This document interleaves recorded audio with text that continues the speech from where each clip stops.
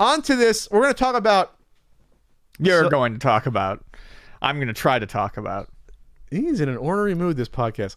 This is we don't talk about this too much about auction results from Heritage Auctions for the graded WATA video game auctions, but I think this is good old ha.com. I think this is an important one to talk about, and they run these every week, and some results are striking.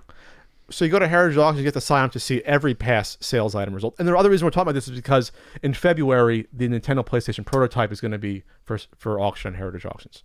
So some of the past ones that have come across have been startling. And some are surprising, some are not. And also, good old Sean from Reserved Investments, our buddy there. Congratulations on 1,000 subs, by the way, there. He's been talking about this stuff as well here. And So you're going to go get dinner or something? Ian, do you want to fight? You want to wrestle on the floor right now? You're jonesing for something right now.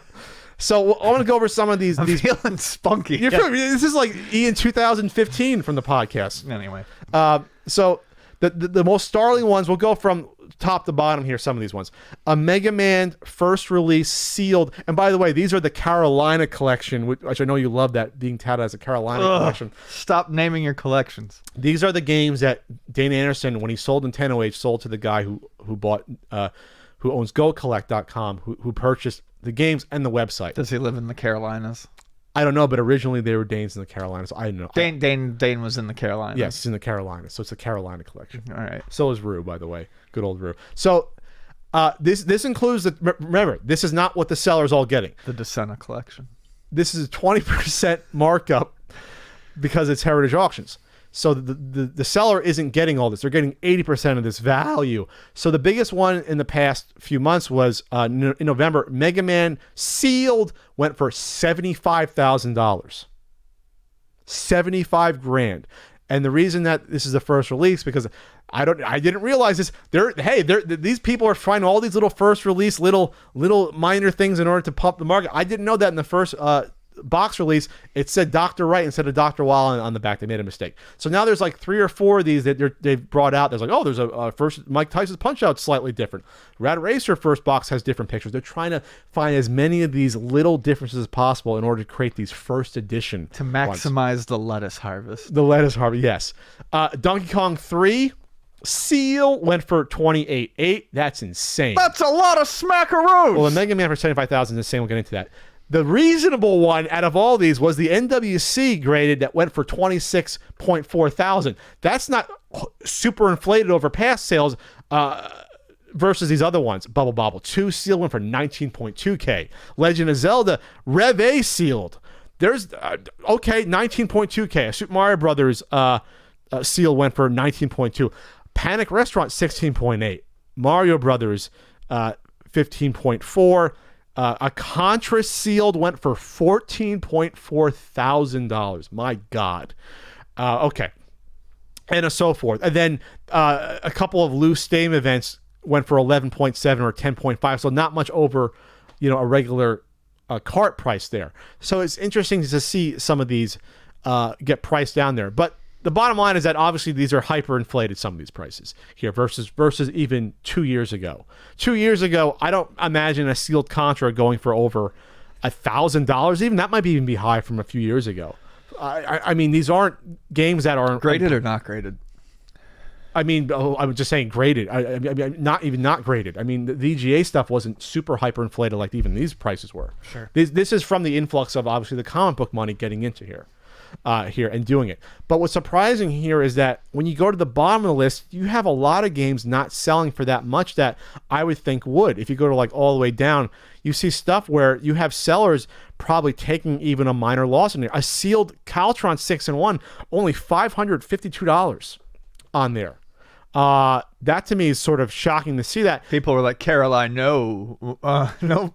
That's not a Carolina collection one. But it's interesting that you really see who knew the video game market before the frenzy of the past year and who didn't. When you see some of these prices, to me, the NWC cart prices to me would be lower compared to the frenzy going on with some of these other sealed prices, like the Contra, for example. But then when you get way down, you see a lot of the third-party stuff not sell for anything at all, and stuff like the unlicensed stuff. you see losses being taken potentially by the buyer on some of these. Friday the 13th, 192. So at that point, you're like, I don't think that person made any profit because they only get 80% of that, and it costs them $50 to $60 to have it graded and with the shipping back and forth. They're not making anything on there. You know, you have to really hit for some of these games into the maybe $1,000 in order to really see a profit on some of these, in my estimation, on average. Then you see like, you know, the Genesis stuff, complete in box stuff isn't selling for much of anything at all. I see a complete in box Die Hard graded for $240. I don't see that person making a profit on that at all, because a complete in box Die Hard goes for a lot to begin with. Right. So it really shows you the different sets of buyers that are getting into this. Yeah, there's a Metal Storm that was like $312, and it's like, that's complete in box graded. Yeah, I'm like, that's not that much more than just a regular complete in box. Right. Yeah. So at that point, it's like, who's the market here? And then you get really down into it. Then you see where the losses are being taken. Where was the one I saw in particular? It was a sealed. Yeah, a lot of these are 100 to 150 range for the sealed. A George Foreman's KO Boxing, $132. That person probably took a loss there. Battletoads complete in box for $130. It's like, who's buying that? Pat Contry's KO Street Tennis. KO Street. Hey, that's my idea for another game. KO Street Tennis. There's no street tennis there. So the point is that you see a Mega Man X3 cartridge only graded go for $89. So that person definitely took a big bath. They took a bath. Took a bath. They scrub-a-dub-dub. They got all washed up. But then you see stuff like Robo Demons for $74, where that person probably spent $74 just to buy the game, let alone get it graded there. Right. So some of this stuff you have people just throwing out there to see what's possible, and they're not making any money back on it. And it's interesting to see this too, because, you know, stuff like the Robo Demons, for instance, there was, you know, back in especially like the early days of NES collecting, that was the stuff people wanted. That was the interesting stuff. That was the harder to find stuff, the weird stuff, unlicensed stuff, stuff that didn't get huge, you know, print runs. And it's interesting now to see how much the game has changed. Son of Flynn. It's very different now. That stuff, no one gives a shit. No one wants it. Well, because there's no significance to it historically. Right.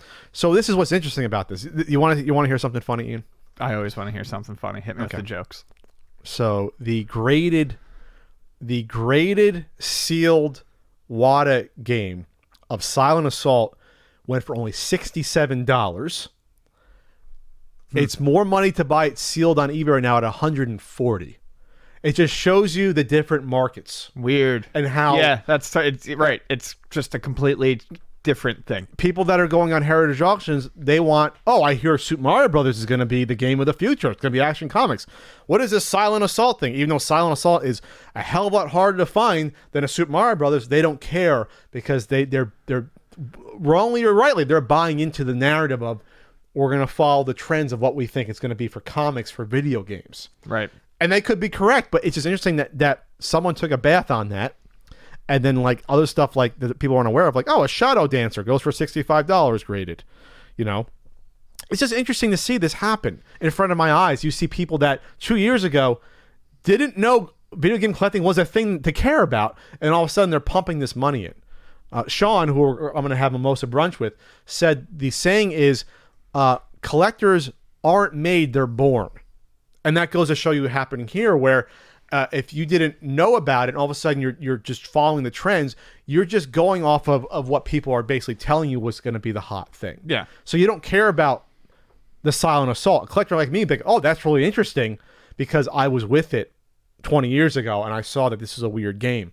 And now these people don't give a shit because they don't know about it, and they're just following what they think is going to make them money. So it's interesting. Check it out. And there's stuff every week now. This isn't an advertisement, but it's so interesting how some stuff is going to go way below value that on eBay might go for more.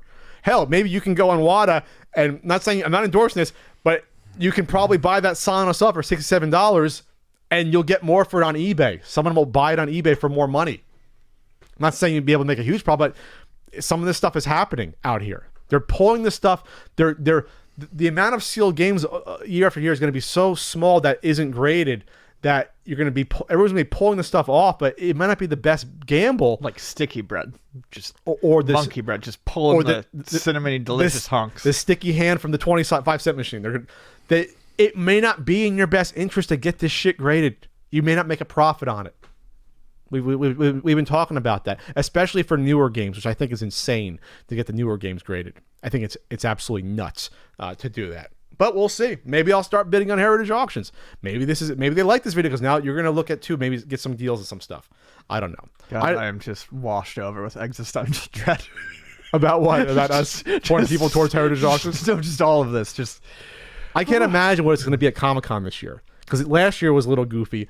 This year it's going to be even more nuts at Comic-Con. Seeing the different booths have this stuff. Think about that. Little Goofy. I'm just thinking of like a tiny little Goofy. Like Hell. the dog. Hell, maybe I'll bring like you bring comics. I'll bring a box of games to sell to them at the booth if they want to buy them. I'll bring a box of Pat's. I'll bring my Blue Marlin.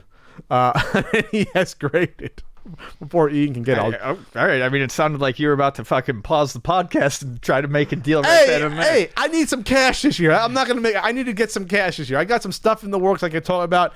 I'm gonna need some Pat cash this year for. What is different about Pat Cash? What is Pat Cash? Pat Cash is special. It's cash that you look great. Just money. It's just money. I don't call my money Ian Cash. It's just money. I have $5 in my pocket. It's not a special $5. It's a cute moniker. It's like Pat Man. It's not cute. Wow, Ian's turning against the podcast. They're turning against the state. Not everything is Pat something. It doesn't have to be the Pat Goda. It doesn't have to be Pat Cash. It doesn't have to be fucking Pat Math. No, Pat Math does have to be Pat Math because it's always wrong. Ian, you were hurt. Ian, you're breaking my heart. I'm like Padme in episode 3. I don't know you anymore. Then you're gonna start force choking me before Obi-Wan saves me. I'm gonna go. Ian, gonna go kill. Put her down, and he's gonna be like, "No, I'm choking Pat." Here, I'm gonna go kill a bunch of kids. You know, people in the comments will be like, "Thank you, Ian. Thank you, Ian. This is the end of the podcast now. This is the beginning of the end." You say you're gonna kill someone with a sword? What did you just say? It's what the Jedi's did. They killed the sword. They killed the kids. No, Anakin did. He did the kids wrong. Yes, he sliced their heads off. Yes, he did them wrong. That was so unnecessary to show that, by the way, in episode 3. I don't think that was a necessary scene. Oh, we gotta show how dark and serious we are. We gotta go PG-13. We gotta milk the PG-13 rating on this Star Wars story. We gotta make sure he has those smoky eyes for a reason. He did have smoky eyes. He had evil eyes in episode 3. He has evil eyes. Why would you trust him when you already have evil eyes? I don't understand that. Sorry, I can talk about how bad episode 3 is for an hour and a half. No, we're not going to talk about any more Star Wars. No more Star Wars forever? No more. It's done? Not even The Mandalorian? It's fucking done. All right, so anyway, like I said, Ian, if you want to make a deal for some Pat Cash later, don't throw my order to the Griffin at me. That's laying behind you. That's worth money. The sound of my soul just leaving my body. What's happening? Is this New Year's resolution? Don't put up any Pat shit. It's Pat shit. I know. Pat shit. All right, moving on.